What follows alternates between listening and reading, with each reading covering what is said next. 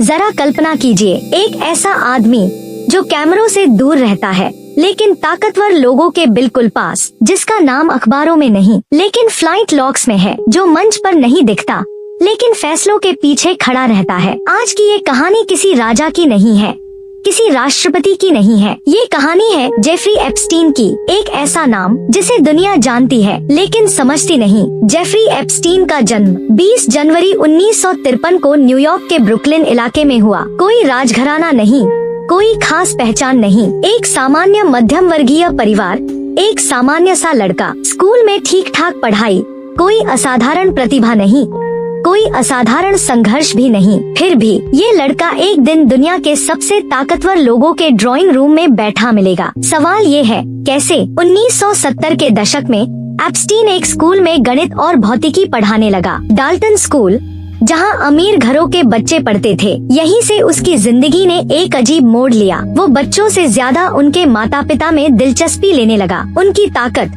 उनका पैसा, उनकी पहचान। और यहीं से एप्स्टीन ने एक बात समझ ली, पैसा कमाने से ज्यादा जरूरी है पैसे वालों का भरोसा जीतना।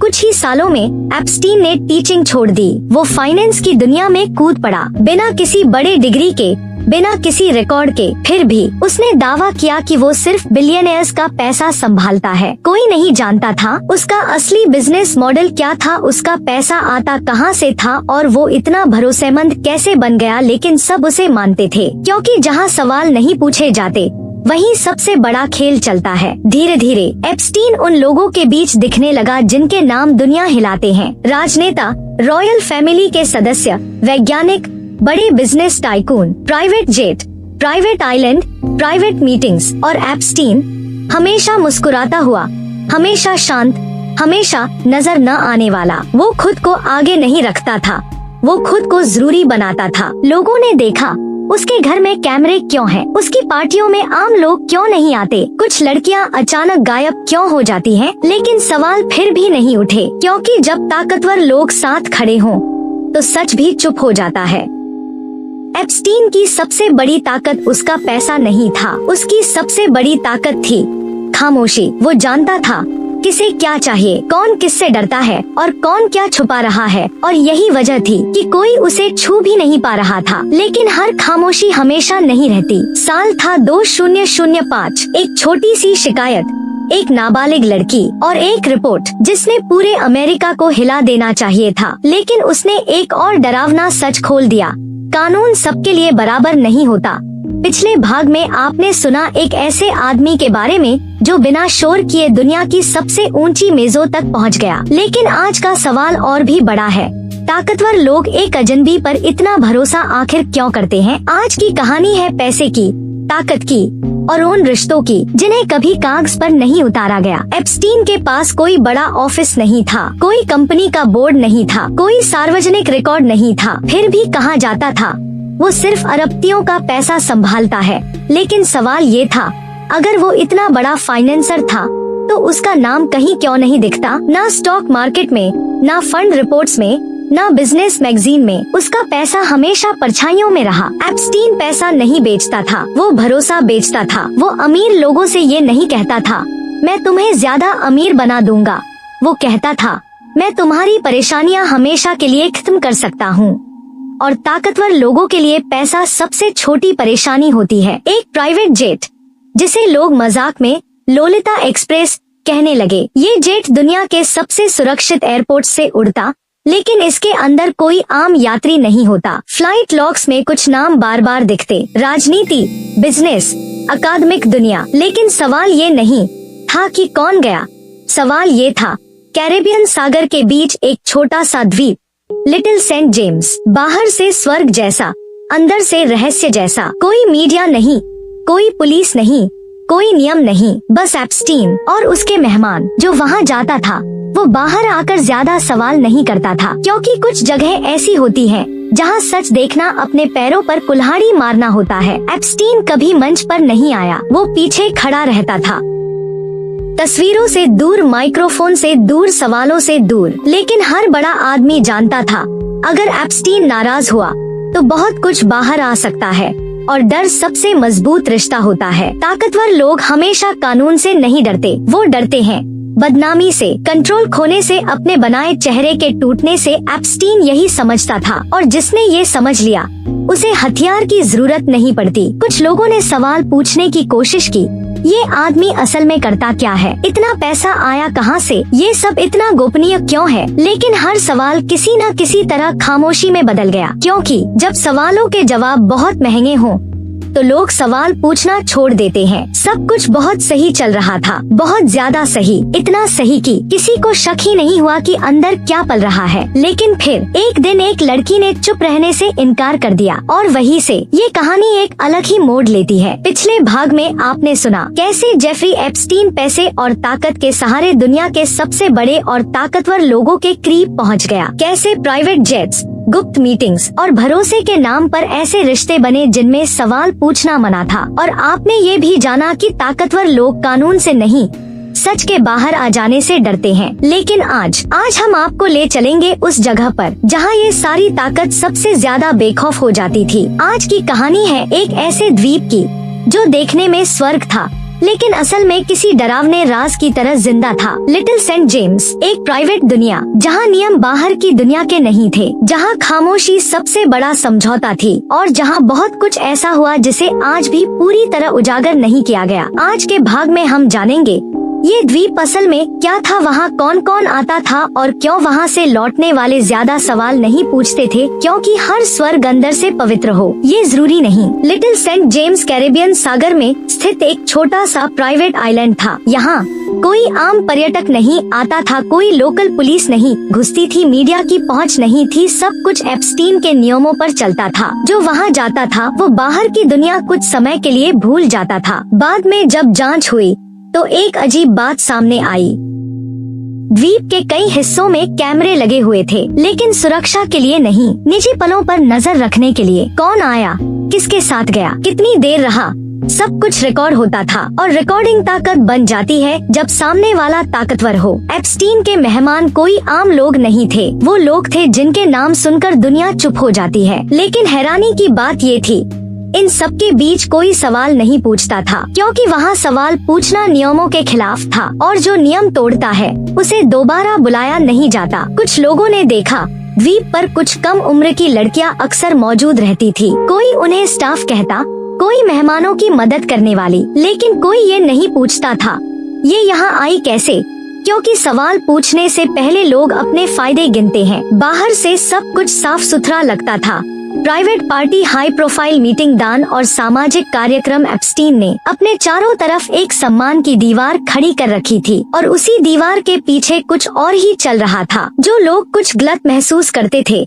वो भी चुप रहते थे, क्योंकि डर था करियर खत्म हो सकता है, नाम खराब हो सकता है, ताकतवर दुश्मन बन सकते हैं, और जब डर फायदे से बड़ा न हो तो लोग बोलते नहीं। लिटिल सेंट जेम्स की सबसे डरावनी बात कोई इमारत नहीं थी, वो थी खामोशी। एक ऐसी खामोशी जो सब जानते हुए भी कुछ नहीं कहती, लेकिन हर जगह हमेशा बंद नहीं रहती। कभी कभी बाहर की दुनिया से कोई आवाज अंदर तक पहुंच ही जाती है, और जब ऐसा होता है तो दीवारों के पीछे छुपा सच हिलने लगता है। पिछले भाग में आपने देखा कैसे समुद्र के बीच बसा एक खूबसूरत सा द्वीप असल में एक ऐसी जगह बन चुका था जहाँ नियम नहीं, सिर्फ खामोशी चलती थी। आपने जाना कैसे लिटिल सेंट जेम्स एक प्राइवेट दुनिया था, कैसे वहाँ कैमरे थे लेकिन सुरक्षा के लिए नहीं, और कैसे ताकतवर मेहमान सब कुछ देखकर भी सवाल नहीं करते थे। लेकिन एक बात अब तक साफ नहीं हुई थी, ये सब सहन कौन कर रहा था। आज का भाग इसी सवाल का जवाब है। आज की कहानी है उन आवाजों की जिन्हें सबसे पहले दबाया गया, उन लड़कियों की जिनसे कभी पूछा ही नहीं गया कि वो क्या चाहती है। सब कुछ एकदम अचानक नहीं शुरू हुआ, शुरुआत बहुत साधारण थी। एक छोटा सा काम है, थोड़ी मदद करनी है, पैसे मिलेंगे। अक्सर लड़कियां किशोर उम्र की थी, घर की हालत कमजोर थी, और भरोसा बहुत आसान। किसी ने नहीं बताया कि ये रास्ता आगे कहाँ जाता है। एप्स्टीन खुद को डरावना नहीं दिखाता था, वो शांति से बात करता, मुस्कुराता और खुद को एक मददगार इंसान बताता। धीरे धीरे भरोसा बनाया जाता, और जब भरोसा बन जाए तो विरोध करना सबसे मुश्किल हो जाता है। एक एक करके लड़कियों को अलग किया गया, परिवार से दूर, दोस्तों से दूर, और अपनी उम्र की दुनिया से भी दूर। जब इंसान अकेला हो जाता है तो उसे लगता है शायद गलती मेरी ही है, और यही सोच सबसे खतरनाक होती है। कुछ लड़कियों ने हिम्मत जुटाई, किसी ने माँ को बताया, किसी ने दोस्त को, किसी ने पुलिस को, लेकिन जवाब लगभग एक जैसे थे। तुम्हारे पास सबूत है, वो बहुत ताकतवर आदमी है, इससे तुम्हारा ही नुकसान होगा। और हर बार एक आवाज फिर से चुप करा दी गई। जब शिकायतें दर्ज हुई तो फाइलें खुली, लेकिन फाइलें दिल नहीं रखती। उनमें डर नहीं दिखता, आंसू नहीं दिखते, रातों की बेचैनी नहीं दिखती। सिस्टम ने सुना लेकिन महसूस नहीं किया। लड़कियों को सबसे ज्यादा डर अपराध का नहीं था, डर था बदनामी का, समाज के सवालों का, लोग क्या कहेंगे का, और यही डर उन्हें सालों तक खामोश रखता रहा। लेकिन हर दीवार में कभी न कभी दरार आती है। एक शिकायत, फिर दूसरी, फिर तीसरी। आवाजें अलग अलग थी, लेकिन कहानी एक जैसी। और यहीं से सिस्टम को भी पीछे हटने का मौका नहीं मिला। ये सिर्फ कुछ लड़कियों की कहानी नहीं थी, ये उस समाज का आईना था जो ताकत देखकर सच से नजरें फेर लेता है। लेकिन अब मामला बाहर आ चुका था। अब सवाल ये नहीं था क्या हुआ, सवाल ये था क्या कानून वाकई सबके लिए बराबर है। पिछले भाग में आपने सुना कैसे कुछ लड़कियों ने डर, शर्म और दबाव के बावजूद चुप रहने से मना कर दिया, कैसे उनकी आवाजें पहले नजरअंदाज की गईं, फिर सवालों में बदली और धीरे धीरे एक पैटर्न बन गई। अब मामला सिर्फ आरोपों का नहीं रहा था, अब फाइलें खुल चुकी थी, अब पुलिस तक बात पहुंच चुकी थी। आज की कहानी है साल 2005 की, वो साल जब सब कुछ वहीं खत्म हो जाना चाहिए था, लेकिन नहीं हुआ। साल 2005 फ्लोरिडा के पाम बीच में एक परिवार पुलिस स्टेशन पहुंचता है। उनकी बेटी नाबालिग, आरोप गंभीर थे, नाम जेफरी एप्स्टीन। शुरुआत में ये केस भी एक आम शिकायत जैसा लगा, लेकिन जैसे जैसे जांच आगे बढ़ी पुलिस को एहसास हुआ ये मामला आम नहीं है। पुलिस ने लड़कियों से बात करनी शुरू की। एक नहीं, दो नहीं, 10 नहीं, 30 से ज्यादा बयान। कहानियाँ अलग अलग थी, लेकिन ढांचा एक जैसा, एक जगह, एक आदमी, एक तरीका। और यही बात जांच अधिकारियों को चिंता में डालने लगी। फोन रिकॉर्ड्स, पते, गवाहों के बयान, पुलिस के पास काफी कुछ था, इतना कि एक सामान्य केस में गिरफ्तारी तुरंत हो जाती। लेकिन यहाँ हर कदम पर कुछ अजीब हो रहा था। जैसे जैसे केस मजबूत होता गया वैसे वैसे फोन आने लगे, कभी सलाह के रूप में, कभी चेतावनी के रूप में। थोड़ा संभल कर, ये आदमी बहुत बड़ा है, ऊपर तक बात जाएगी। और धीरे धीरे जांच की रफ्तार कम होने लगी। लोकल पुलिस चार्जशीट चाहती थी, लेकिन ऊपर की कानूनी मशीनरी कुछ और ही सोच रही थी। एक तरफ लड़कियों की गवाही, दूसरी तरफ एप्स्टीन की ताकत, और बीच में न्याय जो चुपचाप पीछे हट रहा था। यही पहली बार एक शब्द सामने आया, डील। मतलब केस को खुली अदालत तक ले जाने से पहले किसी समझौते की कोशिश। पीड़ितों को इसकी जानकारी तक नहीं दी गई, और यही बात बाद में सबसे बड़ा सवाल बनी। सिस्टम के पास मौका था, एक मिसाल बनाने का, ताकत को चुनौती देने का, भरोसा लौटाने का, लेकिन उसने रास्ता बदल लिया। और ये बदलाव कई जिंदगियों पर भारी पड़ा। साल 2005 में सच सामने था, सबूत मौजूद थे, आवाजें उठ चुकी थी, फिर भी इंसाफ पूरा नहीं हुआ, क्योंकि अगले साल जो हुआ वो अमेरिका के कानूनी इतिहास की सबसे विवादित और शर्मनाक डील बन गई। पिछले भाग में आपने सुना साल 2005 में कैसे सबूत मौजूद थे, गवाह सामने थे, और केस इतना मजबूत था कि किसी आम इंसान की जिंदगी वहीं खत्म हो जाती। लेकिन ये आम केस नहीं था, ये मामला था जेफरी एप्स्टीन का, एक ऐसे आदमी का जिसके पीछे ताकत खड़ी थी। आज की कहानी है साल 2007 से 2008 की, जब कानून ने लड़ने की जगह समझौता करना चुना। जब केस अदालत तक पहुंचने वाला था, तभी सब कुछ बंद कमरों में शिफ्ट हो गया। ना मीडिया, ना पीड़ित, ना खुली सुनवाई, कुछ वकील, कुछ सरकारी अधिकारी, और एक सवाल, इस केस को कैसे निपटाया जाए। यही जन्म हुआ एक शब्द का, नॉन प्रोसिक्यूशन एग्रीमेंट। मतलब एप्स्टीन पर फेडरल केस नहीं चलेगा, उसके साथ जुड़े दूसरे लोग भी सुरक्षित रहेंगे। बदले में वो एक छोटा सा अपराध स्वीकार करेगा। पीड़ितों को इस डील की जानकारी तब दी गई जब सब कुछ तय हो चुका था। एप्स्टीन को मिली सजा 13 महीने की जेल, लेकिन असल सच्चाई ये थी, वो रोजाना जेल से बाहर जाता था, अपने ऑफिस में काम करता था, शाम को वापस लौट आता था। ये जेल नहीं थी, ये एक टाइम टेबल था। जब ये डील सामने आई तो कई लोग हैरान रह गए। लोकल पुलिस, कुछ सरकारी अधिकारी और पीड़ित परिवार सब पूछ रहे थे ये कैसे हो सकता है, लेकिन जवाब कभी साफ नहीं मिला, क्योंकि जब फैसला ऊपर से आए तो सवाल नीचे दबा दिए जाते हैं। लड़कियों के लिए ये सिर्फ कानूनी हार नहीं थी, ये एक संदेश था, तुम्हारी आवाज ताकत से कमजोर है। कई पीड़ितों को सालों तक ये समझ नहीं आया कि उनके साथ गलत क्या हुआ। कानून की किताब में शायद सब सही लिखा गया था, लेकिन कानून की आत्मा उस दिन चुपचाप रो रही थी, क्योंकि न्याय कागजों में नहीं, नियत में होता है। इस डील ने एक मिसाल कायम की, अगर आपके पास पर्याप्त पैसा, सही वकील और सही संपर्क हो, तो आप कानून से नहीं, कानून के साथ खेल सकते हैं। 2008 में एप्स्टीन जेल से बाहर आया, लेकिन कहानी यहीं खत्म नहीं हुई। असल में ये तो शुरुआत थी, खामोशी खरीदने की, सिस्टम को चकमा देने की और दोबारा वही सब दोहराने की। पिछले पार्ट में हमने देखा कि कैसे जेफरी एप्स्टीन की गिरफ्तारी के बाद पूरी दुनिया की नजर उस पर टिक गई थी। नाम बड़े थे, रसूख जबरदस्त था और सवाल बहुत खतरनाक। लेकिन आज के इस पार्ट में कहानी पहुंचती है उस रात तक जिस रात एप्स्टीन जिंदा था और अगली सुबह उसकी लाश मिली। न्यूयॉर्क की मेट्रोपॉलिटन जेल 9 अगस्त 2019 रात गहरी थी। जेल की दीवारें खामोश थी। एप्स्टीन अपनी कोठरी में अकेला था। सरकारी रिकॉर्ड कहता है उसे आत्महत्या की निगरानी से हटा दिया गया था। पर सवाल यहीं से शुरू होते हैं। पहला सवाल, निगरानी क्यों हटाई गई? कुछ हफ्ते पहले ही एप्स्टीन ने संदिग्ध हालात में खुद को नुकसान पहुंचाने की कोशिश की थी। फिर भी कैमरे ठीक से काम नहीं कर रहे थे, गार्ड समय पर चेक नहीं कर रहे थे, उसका सेलमेट अचानक हटा दिया गया। इतने इत्तेफाक या कोई प्लान? सुबह 10 अगस्त 2019 दरवाजा खुलता है, गार्ड अंदर जाता है और फिर एक खबर पूरी दुनिया में आग की तरह फैल जाती है, जेफरी एप्स्टीन इज डेड।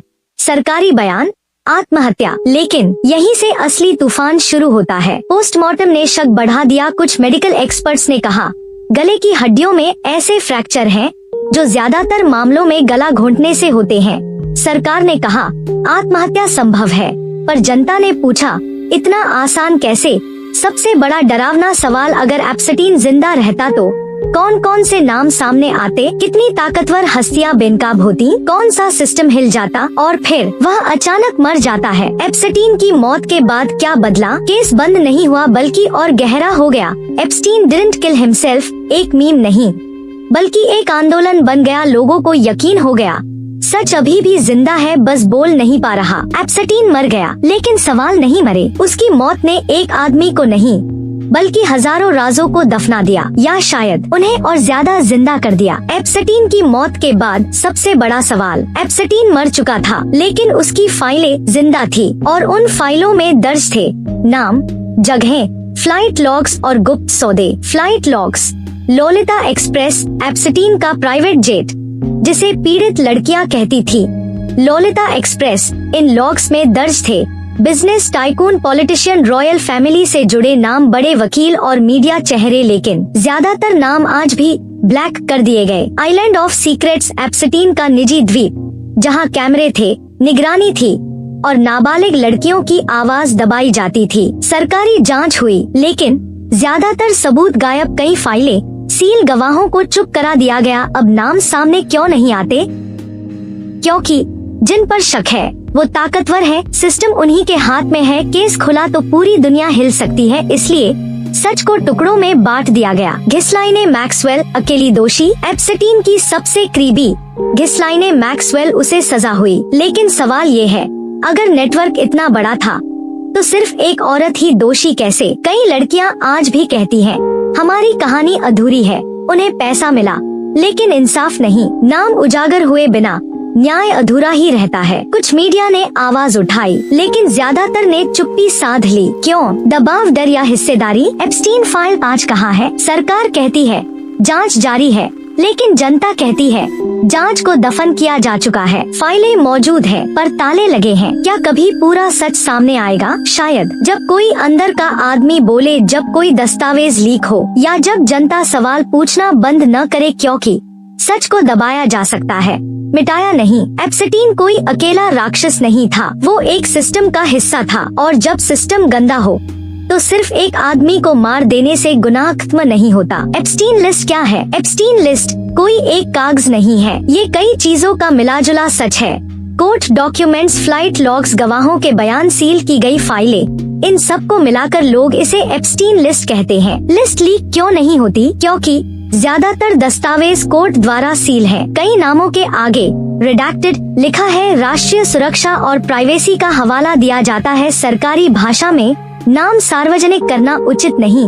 जनता की भाषा में सच को छुपाया जा रहा है। कुछ नाम बार बार क्यों सुनाई देते हैं? कुछ नाम गवाहों के बयानों में आए, फ्लाइट लॉग्स में दिखे फोटो या संपर्क रिकॉर्ड्स में मिले। लेकिन ध्यान देने वाली बात, नाम आना अपराध साबित होना, इसी लाइन पर पूरा सिस्टम चलता है। कोर्ट का खेल, कई पीड़ितों ने नाम बताए लेकिन कोर्ट ने कहा पर्याप्त सबूत नहीं, सीधे अपराध से लिंक साबित नहीं। नतीजा, केस चलता रहा, नाम बाहर नहीं आए। अफवाहें कैसे जन्म लेती हैं? जब सच छुपाया जाता है तो अफवाहें पैदा होती हैं। सोशल मीडिया ने अधूरी जानकारी फैलाई, कयासों को सच बना दिया और इससे असली पीड़ितों की कहानी और ज्यादा उलझ गई। एक मीडिया सवाल पूछता है, डॉक्यूमेंट्स दिखाता है, दूसरा मीडिया कॉन्स्पिरेसी थ्योरी कहकर चुप करा देता है। यहीं से जनता का भरोसा टूटता है। एप्स्टीन केस इतना खतरनाक क्यों है? क्योंकि इसमें पैसे, सत्ता, सेक्स और ब्लैकमेल चारों एक साथ जुड़े हैं और जब ये चारों मिलते हैं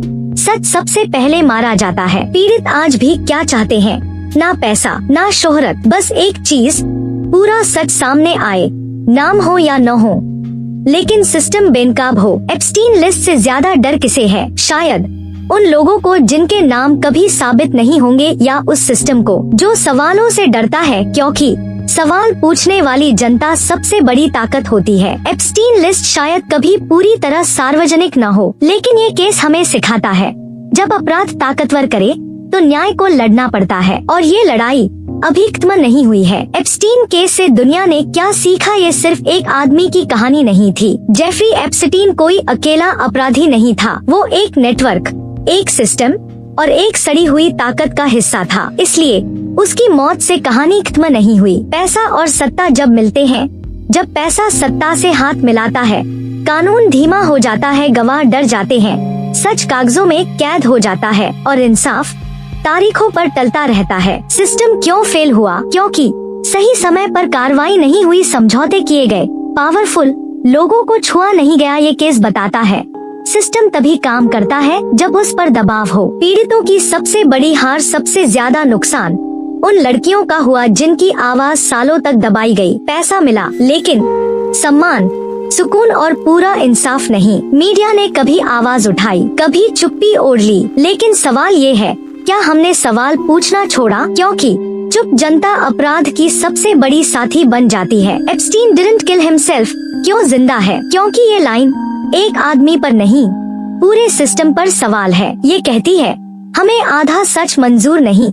क्या कभी पूरा सच सामने आएगा? शायद किसी लीक से, किसी गवाह से, या आने वाली पीढ़ी की जांच से। इतिहास गवाह है, सच देर से आता है लेकिन आता जरूर है। इस कहानी की सबसे बड़ी सीख, अगर अपराधी ताकतवर हो तो कानून को और ताकतवर बनना पड़ेगा, वरना अगला एप्स्टीन कहीं और पैदा हो जाएगा। हम क्या कर सकते हैं? सवाल पूछते रहें, अधूरे जवाब न स्वीकारें, पीड़ितों की आवाज बने, क्योंकि बदलाव ऊपर से नहीं, नीचे से आता है। ये ऑडियो बुक किसी अंत की कहानी नहीं है, ये एक चेतावनी है। जब सच बिकने लगे तो समाज खामोश नहीं रह सकता। एप्स्टीन केस खत्म नहीं हुआ, वो आज भी सवाल बनकर हमारे सामने खड़ा है। अगर आपको ऐसी ही सच्ची घटनाओं पर आधारित डरावनी, रहस्यमय और झकझोर देने वाली न्यूज कहानियाँ सुनना पसंद है तो मिस्टर स्टोरीज थिंकर को अभी सब्सक्राइब जरूर करें, क्योंकि यहाँ आपको मिलेंगी ऐतिहासिक सच, रहस्यमय कहानियाँ, हॉरर और डरावने किस्से, परिवार और समाज से जुड़ी सच्ची घटनाएं और वो कहानियाँ जो अक्सर दुनिया आपसे छुपा लेती है। इस कहानी को शेयर जरूर करें, क्योंकि सच तब तक जिंदा रहता है जब तक उसे सुनाया जाता है। मिस्टर स्टोरीज थिंकर, जहाँ हर कहानी सिर्फ सुनाई नहीं जाती, महसूस कराई जाती है।